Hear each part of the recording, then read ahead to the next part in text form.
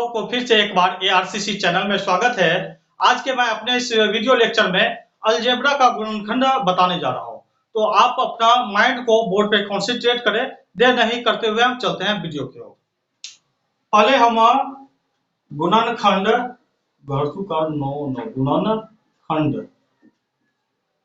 गुणनखंड को हम friends factor भी बोलते हैं, FACTOR फैक्टर।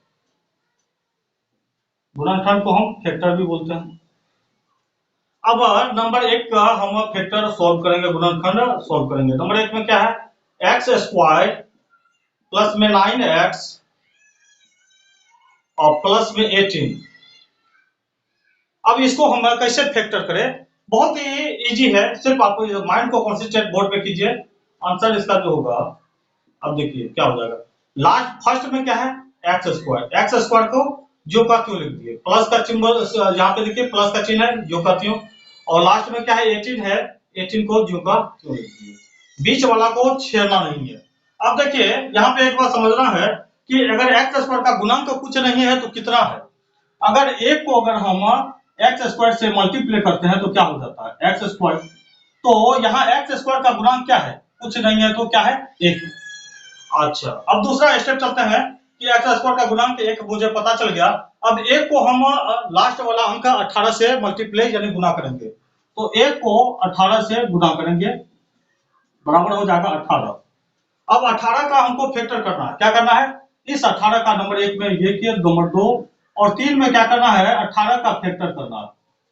और 18 का ऐसा फैक्टर करना है कि जोड़ के हमको यहाँ पे कितना पुर जाना चाहिए, 9 पुर जाना चाहिए।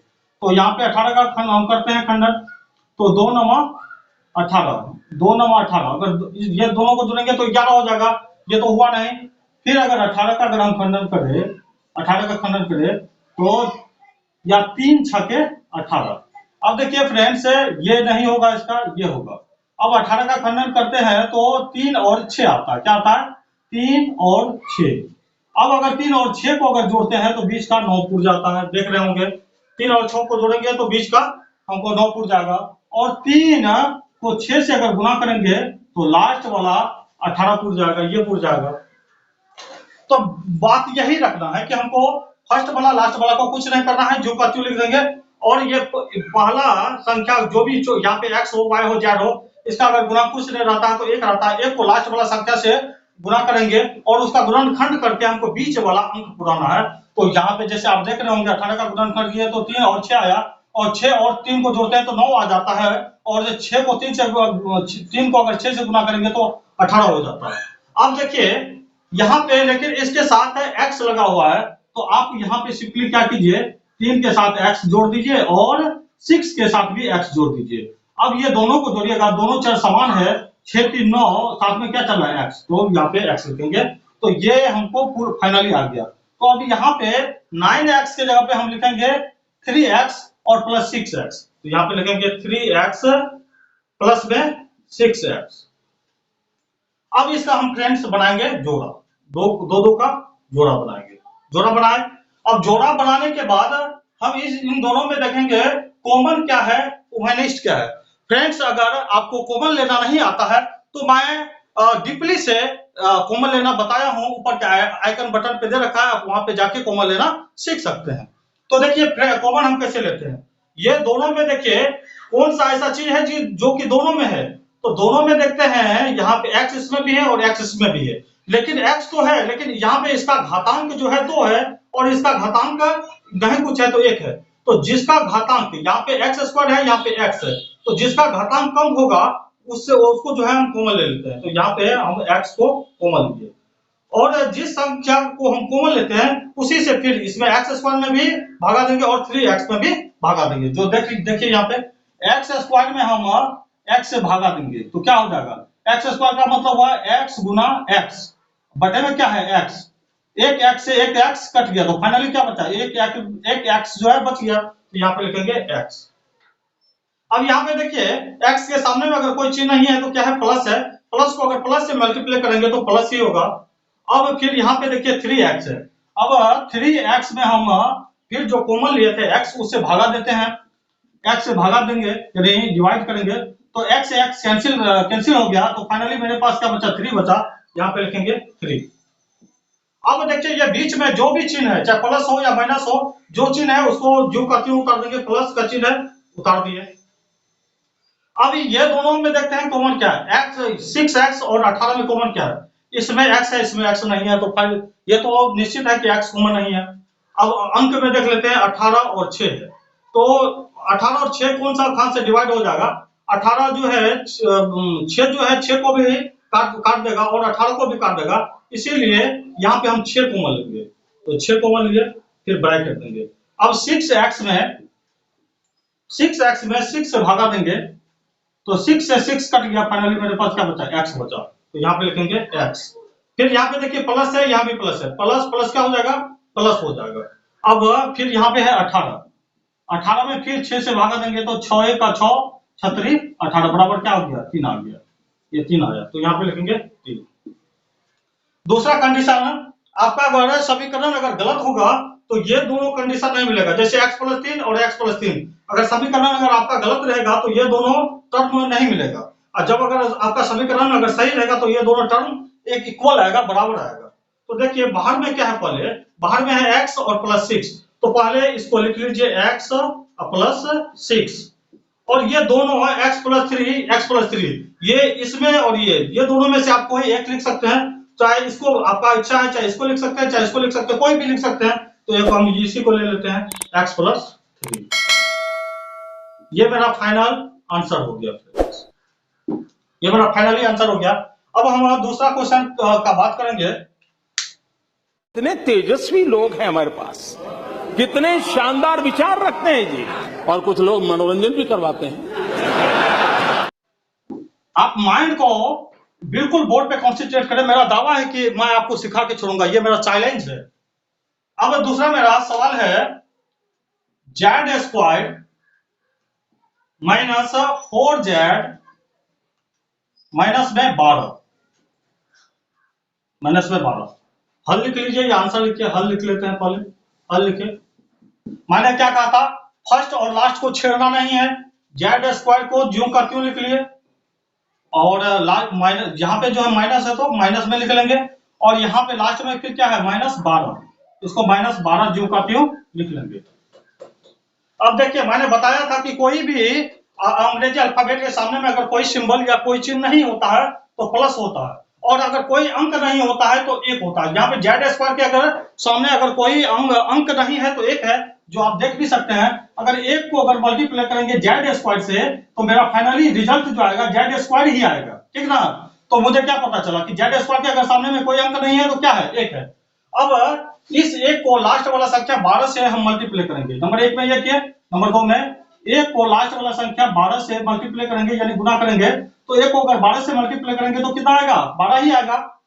अब 12 का ऐसा गुणनखंड करना है कि जो यहाँ पे घटा करके हमको कितना चाहिए, 4z चाहिए, तो 12 का ऐसा कौन सा खंडन है जो कि हमको घटा करके 4 आ जाए। तो एक बार कर लेते हैं, 12 का हम गुणनखंड करेंगे यानी फैक्टर करेंगे, तो क्या आ जाएगा, 6 दूनी 12, 6 दूनी 12। अब देखिए फ्रेंड्स, 12 का खंडन किए हम 6 और 2, अगर 6 और 2, 6 को अगर हम 2 से गुना करते हैं तो क्या क्या आ जाता है, 12 आ जाता है, ठीक। अब यहाँ पे अगर 6 में अगर हम यहाँ पे -6, यहाँ पे -6 लेंगे, -6 को अगर 2 से मल्टीप्लाई करेंगे तो -12 आ जाएगा। और यहाँ पे देखिए अगर -6 में से अगर हम +6 में से +2 को अगर हम घटाएंगे तो क्या आ जाएगा, -4 आ जाएगा। क्योंकि देखिए जो संख्या बड़ा होता है और उसमें से अगर हम जिस संख्या को घटाते हैं तो वही चिन्ह आता है, जैसे -6 में से 2 को घटाए तो क्या आएगा, -4, क्योंकि जिस संख्या में से घटाए है उसका चिन्ह क्या है, माइनस में है, इसीलिए -6 में से 2 घटाए तो -4 आ गया। अब तो हमको पता चल गया कि z² का गुणांक 1 था, 1 को 12 से मल्टीप्लाई किए तो 12 आया, और 12 का ऐसा गुणनखंड करेंगे थे घटा करके हमको 4 आ जाए। तो यहाँ पे देख रहे हैं 6 को लेंगे माइनस में, और 6 माइनस में लिए और 2 को प्लस में लिए। अब -6 को अगर 2 से गुणा करेंगे तो -12 हो जाएगा, और -6 में से अगर 2 को घटाएंगे तो -4 उड़ जाएगा, जो कि यहाँ बीच वाला हमको टर्म पूरा था। तो अब यहाँ पे -4 की जगह पे लिखेंगे हम यहाँ पे आप एक काम और करना है, -6 में लगा दीजिए जेड, क्योंकि इसके साथ चर लगा हुआ जेड, और +2 के साथ भी आपको जेड को ऐड कर दीजिए, ठीक। अब यहाँ पे -6 जेड और प्लस में 2 जेड।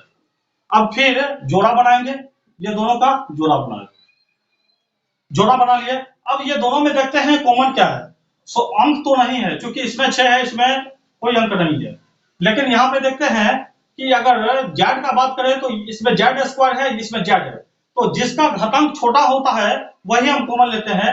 यहाँ जेड स्क्वायर का घातांक 2 है और यहाँ जेड का घातांक कुछ नहीं है तो 1 है, तो जिसका घातांक छोटा होता है वही हम कॉमन लेते हैं, तो जेड को हम लेंगे कॉमन, और जो हम कॉमन लेते हैं वही कॉमन से इसमें भी भागा करते हैं और इसमें भी भागा करते हैं। तो पहले जेड स्क्वायर में हम जेड से भागा करेंगे, तो जेड स्क्वायर का मतलब हुआ जेड गुना जेड बटे में जेड। एक जेड से एक जेड कैंसिल हो जाएगा, तो फाइनली मेरे पास क्या बचेगा, जेड बचेगा, तो यहाँ पे लिखेंगे जेड। अब यहाँ पे देखिए जेड के अगर सामने में अगर कोई चिन्ह नहीं है तो क्या है, प्लस है। अब इस प्लस को अगर इस माइनस से मल्टीप्लाई कीजिएगा तो प्लस माइनस क्या हो जाता है, प्लस माइनस माइनस ही होगा। अब दूसरा टर्म है 6 जेड में आप कीजिए जेड से भागा कीजिए, तो जेड से जेड कट जाएगा, तो फाइनली क्या बचेगा, 6 बचेगा। यहाँ पे आराम से आपका 6 लिख दीजिए। अब यहाँ बीच वाला जो चिन्ह है उसको आंख बंद करके लिख देना है, या प्लस है तो प्लस लिख दिए, ठीक। अब ये दोनों में 2 जेड और -12 में देखते हैं कॉमन क्या है। अगर 2 जेड में बात करें तो इसमें जेड है और 12 में जेड नहीं है, तो जेड अंग्रेजी अल्फाबेट का कोई भी वर्ड कॉमन नहीं होगा। लेकिन अंक अगर देखें तो 2 से 2 भी विभाजित हो जाएगा और 12 भी विभाजित हो जाएगा, यानी भाग लग जाएगा, तो 2 कॉमन लेंगे, 2 कॉमन लिए और फिर 2 कॉमन लेंगे, ब्रैकेट स्टार्ट करेंगे और 2 जेड में फिर 2 से भागा देंगे, 2 जेड में 2 से भागा देंगे, तो 2 से 2 कट जाएगा, तो फाइनली मेरे पास आंसर क्या बचा, जेड बचा, तो यहाँ पे जेड लिखेंगे। अब फिर यहाँ पे प्लस है, यहाँ पे माइनस है, प्लस माइनस क्या हो जाएगा, माइनस, और फिर 12 ये वाला 12 में हम 2 से भागा देंगे, तो 2 1 का 2 और 2 6 के 12 बराबर क्या आ जाएगा, 6 आएगा, 6 आ गया। मैंने क्या बताया, आपका समीकरण सही होने का कंडीशन क्या है, ये दोनों टर्म अगर एक जैसा रहेगा तो आपका समीकरण सही है, अगर टर्म ये दोनों टर्म्स बराबर नहीं है, एक जैसा नहीं है, तो गलत हो जाएगा। तो यहाँ z-6 और z-6 दोनों टर्म समान है, इसीलिए ये मेरा समीकरण सही है। अब बाहर वाला को देखिए, बाहर में क्या है, जेड, तो इसको लिख लीजिए जेड ब्रैकेट में, और यहाँ पे क्या है +2, तो यहाँ पे लिखेंगे +2 और ब्रैकेट ऑफ कर देंगे। अब यहाँ ये दोनों का बात करें, ये दोनों एक ही है, z-6 ये भी है, z-6 ये भी है। अब दोनों में से कोई एक लिख सकते हैं, मैं यही लिख लेता हूँ z-6, तो ये मेरा फाइनली आंसर हो गया। अब फ्रेंड्स हम लास्ट आपको इक्वेशन लास्ट आपको हम गुणनखंड फैक्टर बताएंगे। आशा करते हैं कि अगर मेरी बात पे ध्यान देंगे तो आपको 100% कामयाबी मिलेगा। दूसरा देखिए, अगर फ्रेंड्स अगर हम नंबर 3 का बात करें, नंबर 3 में है a स्क्वायर प्लस a और माइनस में 6, हल लिखेंगे, हल। अब देखिए फ्रेंड्स, ए स्क्वायर के अगर सामने में अगर कोई चिन्ह नहीं है तो प्लस है, जो हाइड होता है, और ए स्क्वायर के अगर आगे कोई अंक नहीं है तो 1 है। अब जैसे देख सकते हैं, अगर 1 को अगर हम ए स्क्वायर से मल्टीप्लाई करेंगे तो क्या होगा, ए स्क्वायर ही फाइनली मेरा आंसर आएगा। तो क्या पता चला कि ए स्क्वायर के सामने अगर कोई अंक नहीं है तो 1 है, और लास्ट में कितना है, -6 है। अब ये फर्स्ट टर्म था, 2 में क्या करते हैं, ये ए स्क्वायर का गुणांक 1 है और लास्ट वाला अंक क्या है, 6 है, ये इससे मल्टीप्लाई करेंगे यानी गुणा करेंगे तो कितना आ जाएगा, 6। तीसरा कंडीशन में क्या करते हैं, 6 का ऐसा हम फैक्टर करेंगे, गुणनखंड करेंगे कि जोड़ के हमको 1 आ जाए। तो एक बार कर लेते हैं, 6 का गुणनखंड करते हैं तो क्या होगा, 3 गुने 6, तो हमको यहाँ पे 1 के सामने अगर कोई अंक नहीं है तो कितना है, 1 है, हमको जोड़ में प्लस में 1 लाना है, तो सिंपली है, ये प्लस में हो जाएगा, ये माइनस में हो जाएगा। आप देख भी सकते हैं, +3 में से, वैसे प्लस तो नहीं लिखा जाता शुरू में, 3 में से अगर 2 को घटाएंगे तो क्या आएगा, 1, और 1 के सामने में कोई चिन्ह नहीं है तो क्या है, प्लस ही है। अगर ये +3 को अगर -2 से अगर मल्टीप्लाई करते हैं तो क्या होगा, प्लस माइनस माइनस, और 3 को 2 से गुणा करेंगे तो 6 आ गया। तो फर्स्ट वाला टर्म क्या है, ए स्क्वायर को छेड़ेंगे नहीं, यहाँ पे जो चिन्ह है लिख दिए, और लास्ट में क्या है, -6, उसको भी नहीं छेड़ेंगे, वैसे लिख दिए। अब इसके जगह पे क्या लगेंगे, यहाँ पे 3 के साथ आपको यहाँ पे देखिए चर क्या लगा हुआ, ए लगा दीजिए, और उसके बाद माइनस है तो -2 लिखेंगे, उसके साथ चर क्या चल रहा है, ए चल रहा है तो ये लगा दीजिए। अब यहाँ पे ए की जगह पे आप लिखेंगे 3a - 2a, तो यहाँ पे लिखेंगे 3a - 2a। अब फिर वही काम करेंगे, ये दोनों का जोड़ा लगाएंगे और फिर ये दोनों में कॉमन लेंगे। फ्रेंड्स, अगर आप कॉमन लेना नहीं जानते हैं तो ऊपर के आइकन बटन पे मैंने दे रखा है लिंक, आप वहां पे टच कीजिए, आप कॉमन लेना बहुत ही डीपली सिखाया, आप वहां पे जाके सीख सकते हैं। तो यहाँ पे देखते हैं a² है और यहाँ पे 3a है, तो इसमें तो अंक है 3, लेकिन ये इसमें अंक नहीं है तो अंक कॉमन नहीं होगा। अब अंग्रेजी लेटर का बात करें तो यहाँ पे a² है और यहाँ पे a है, तो अंग्रेजी लेटर या कोई अंक हो, मैं वही अंक या वही लेटर लेता हूं जो कम होता है। इसका पावर है 2, इसका पावर कुछ नहीं है तो 1 है, तो सबसे कम पावर वाला कौन है, a² या a, तो सबसे कम पावर वाला है a, तो a को हम लिख लेंगे। अब यही a से a² में भी भागा देंगे और 3a में भी भागा देंगे, तो पहले a² में हम भागा देते हैं, a² में a से भागा देते हैं, तो a² का मतलब क्या हुआ, a गुना a बटे में a से a कैंसिल आउट हो जाएगा, तो फाइनली क्या बचा, a बचा, तो यहाँ पे a लिखेंगे। अब देखिए a के सामने में अगर कोई चिन्ह नहीं है तो क्या है, प्लस है, और प्लस को अगर प्लस से मल्टीप्लाई करेंगे तो क्या होगा, प्लस प्लस प्लस ही होगा।